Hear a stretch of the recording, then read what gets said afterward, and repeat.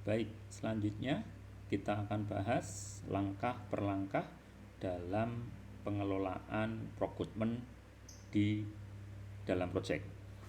Oke, kita mulai dari pertanyaan yang paling mendasar dalam sebuah proyek, yakni apakah semua kebutuhan proyek itu harus kita kerjakan sendiri?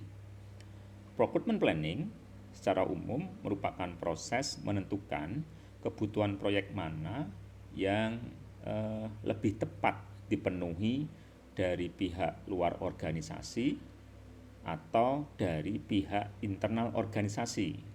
Jadi kita akan memutuskan mana yang dikerjakan di luar, mana yang kita kerjakan di dalam.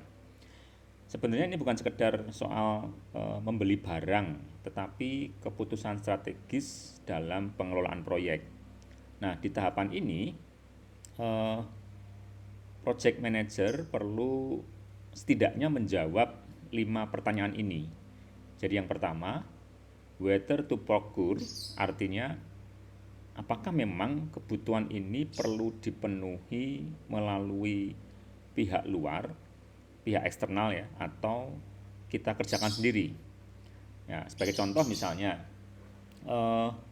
tim internal kita itu mampu ya membuat aplikasi sederhana, tetapi sayangnya tidak mempunyai keahlian di aspek keamanan cybernya. Nah, sepertinya karena hal tersebut, maka untuk pekerjaan audit keamanan lebih tepat diprocure ke konsultan eksternal. Nah, itu yang poin pertama ya. Yang kedua, how to procure. Artinya kalau memang disepakati bahwa pekerjaan itu akan dikerjakan oleh pihak luar, maka bagaimana nanti metode pengadaannya? Apakah pekerjaan itu akan dilakukan secara tender terbuka, atau kita tunjuk langsung, atau kita buat seleksi terbatas? Sebagai contoh misalnya, proyek-proyek pemerintah itu ketika prokurkan kepada pihak luar, biasanya itu melalui tahapan tender. Nah, tapi kalau proyek-proyek startup biasanya lewat vendor-vendor yang memang sudah dikenal. Oke. Kemudian what to procure, yang mau dibeli itu apa sebenarnya? Barang, jasa, atau mungkin hasil kerja tertentu.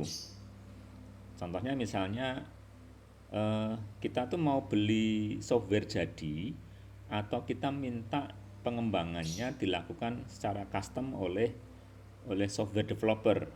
Nah, jadi clear yang diperlukan apa.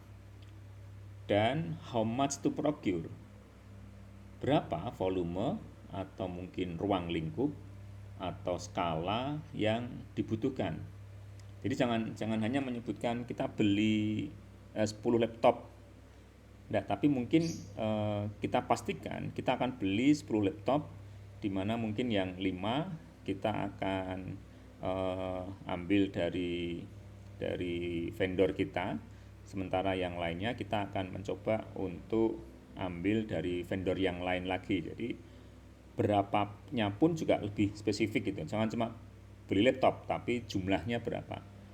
Jangan cuma jumlahnya sekian, tapi juga misalnya ada pembagian seperti tadi yang saya sampaikan, yang 5 dari vendor A, yang 5 dari vendor B, yang 5 lagi dari vendor B, mungkin lebih spesifik lagi. Dan yang tidak kalah penting tentunya adalah kapan procurement itu dikerjakan, when to procure.